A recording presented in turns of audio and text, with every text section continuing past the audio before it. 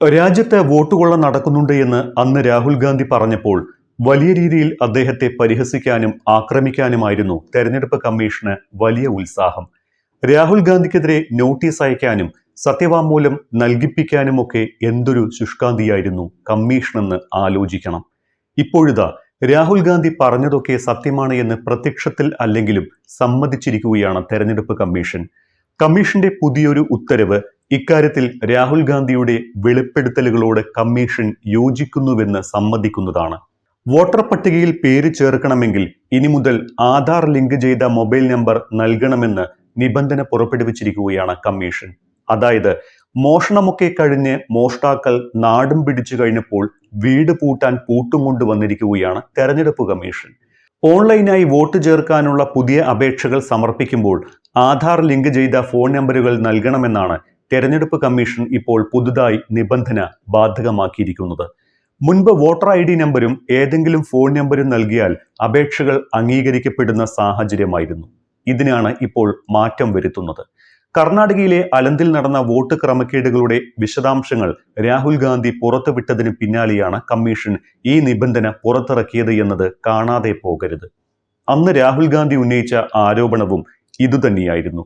ഏതോ നമ്പറിലേക്ക് OTP നൽകി അതുവഴി ലക്ഷക്കണക്കിന് വോട്ടുകൾ നീക്കം ചെയ്യുകയും മറ്റു ചില മണ്ഡലങ്ങളിൽ വോട്ട് ചേർത്തതും ഇതേ രീതി ഉപയോഗിച്ചാണ് എന്നുമായിരുന്നു രാഹുലിന്റെ വെളിപ്പെടുത്തൽ. അതുകൊണ്ട് തന്നെയാണ് കമ്മീഷന്റെ ഈ നിർദ്ദേശത്തെ മോഷണം പിടിച്ച ശേഷം ജ്ഞാനേഷ് കുമാർ പൂട്ടുമായി എത്തുകയാണ് എന്ന തരത്തിൽ രാഹുൽ ഗാന്ധി പരിഹസിച്ചത്. അന്ന് രാഹുൽ ഗാന്ധി അലന്തിലെ വോട്ട് നീക്കം ചെയ്യലും രജൌരിയിലെ വോട്ട് ചേർക്കലും കള്ളത്തരമാണ് എന്ന് ആരോപിച്ചപ്പോൾ അതിനെ ആദ്യം പരിഹസിച്ച് മുന്നോട്ട് വന്നത് ഇതേ ജ്ഞാനേഷ് കുമാർ ആയിരുന്നു. BJP രാഹുലിനെ പരിഹസിച്ചുവെങ്കിലും അത് രാഷ്ട്രീയമെന്ന് പറഞ്ഞ് തള്ളിക്കളയാമെങ്കിലും ഉത്തരവാദിത്തപ്പെട്ട സ്ഥാനത്തിരുന്ന് രാഹുൽ ഗാന്ധിയുടെ ആരോപണങ്ങളെ നിഷ്കരുണം തള്ളിപ്പറഞ്ഞ് രാഹുൽ ഗാന്ധിയെ അപഹസിച്ച് ഇങ്ങനെയൊക്കെ വോട്ട് ചേർക്കാൻ ആകില്ലെന്ന് അറിയാത്തയാളാണോ രാഹുൽ എന്ന് പരിഹസിച്ച മഹാനാണ് ജ്ഞാനേഷ് കുമാർ. അതേ ജ്ഞാനേഷ് തന്നെ ഇപ്പോൾ വോട്ട് ചേർക്കാൻ ആധാർ ലിങ്ക് ചെയ്ത മൊബൈൽ നമ്പർ ആവശ്യപ്പെടുമ്പോൾ അത് രാഹുലിന്റെ ആരോപണങ്ങൾ സമ്മതിക്കുകയല്ലേ ചെയ്യുന്നത്. അങ്ങനെ വരുമ്പോൾ അത് BJPക്കും പ്രഹരമാകും. വോട്ട് മോഷ്ടിച്ചാണ് മോദി ഇന്ത്യ ഭരിക്കുന്നത് എന്ന ആരോപണം രാഹുൽ ഗാന്ധി ആവർത്തിക്കുന്നുണ്ട്. അതുകൊണ്ട് തന്നെ വോട്ടുകൊള്ള നടത്തി ജനാധിപത്യത്തെ കവർച്ച ചെയ്യുന്ന BJPക്കും അതിന് കൂട്ടുനിൽക്കുന്ന തെരഞ്ഞെടുപ്പ് കമ്മീഷനുമെതിരെ കൂടുതൽ വെളിപ്പെടുത്തലുകൾ വരുന്നുണ്ടത്രേ.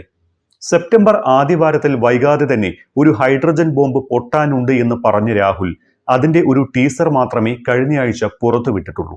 ഇപ്പോഴിതാ അതൊന്നുമല്ലത്രേ.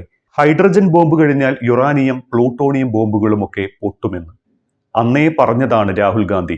പിക്ചർ അബി ബാക്കി ഹേ ഭായ് എന്ന്. അപ്പോൾ ഒരു കാര്യം ഉറപ്പാണ്, BJPക്കും ഒപ്പം എല്ലാത്തിനും ചൂട്ടും കത്തിച്ച് മുന്നേ നടക്കുന്ന തെരഞ്ഞെടുപ്പ് കമ്മീഷനും ഇനി അങ്ങോട്ട് ഉറക്കമില്ലാത്ത രാത്രികളാണ് കാത്തിരിക്കുന്നത് എന്ന് സാരം. വോട്ട് ക്രമക്കേട് നടത്തിയ ഒരാളെ പോലും വെറുതെ വിടില്ല എന്ന് രാഹുൽ ഗാന്ധി പ്രഖ്യാപിക്കുകയും അതിന് ശക്തമായ പിന്തുണ പാർട്ടി നൽകുകയും ചെയ്തിട്ടുണ്ട്.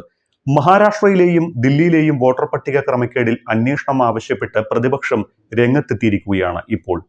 കഴിഞ്ഞ നിയമസഭാ തെരഞ്ഞെടുപ്പ് കഴിഞ്ഞ ശേഷം 7 മാസത്തിനിടെയുണ്ടായ വോട്ടർമാരുടെ എണ്ണത്തിലെ കുതിച്ചുചാട്ടം അന്വേഷണ വിധേയമാക്കണമെന്നാണ് ആവശ്യം. 2024 നവംബർ 27-നും ഈ വർഷം ജൂൺ 30-നും ഇടയിലായി 14.71 ലക്ഷം വോട്ടർമാർ ഇവിടെ ഒറ്റയടിക്ക് വർദ്ധിച്ചതായി കോൺഗ്രസും പ്രതിപക്ഷവും ആരോപിക്കുന്നുണ്ട്. ഇത്രയും വോട്ടർമാർ ഈ ചുരുങ്ങിയ കാലം കൊണ്ട് എങ്ങനെ കൂടുമെന്നാണ് കോൺഗ്രസ് ചോദിക്കുന്നത്.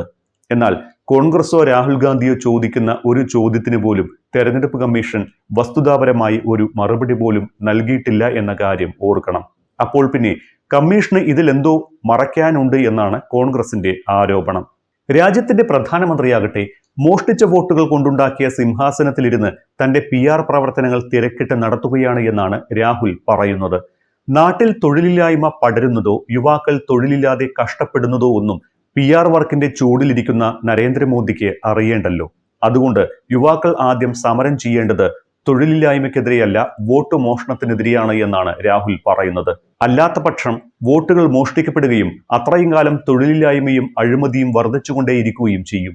ഇവിടെ ജോലി തേടി നാട്ടിൽ സമരം ചെയ്യുന്ന യുവാക്കളെ തല്ലിച്ചതയ്ക്കുന്നു. അപ്പോഴും PR മോദിജി മയിലിന് ഭക്ഷണം കൊടുക്കുന്നതിന്റെ തിരക്കിലാണ്. പണ്ട് റോമാ സാമ്രാജ്യം കത്തിയെരിയുമ്പോൾ വീണ വായിച്ച നീറോ ചക്രവർത്തിയുടെ മറ്റൊരു പതിപ്പാണ് നമ്മുടെ മോദിജി. തൊഴിലില്ലാത്ത ചെറുപ്പക്കാർ സമരം ചെയ്ത് അടികൊണ്ട് നടക്കുമ്പോൾ സെലിബ്രിറ്റികളെയും ശതകോടീശ്വരന്മാരെയും പ്രശംസിച്ച് നടക്കാനാണ് അഭിനവ നീറോ ചക്രവർത്തിക്ക് താല്പര്യമെന്നാണ് പ്രതിപക്ഷ നേതാക്കൾ കുറ്റപ്പെടുത്തുന്നത്.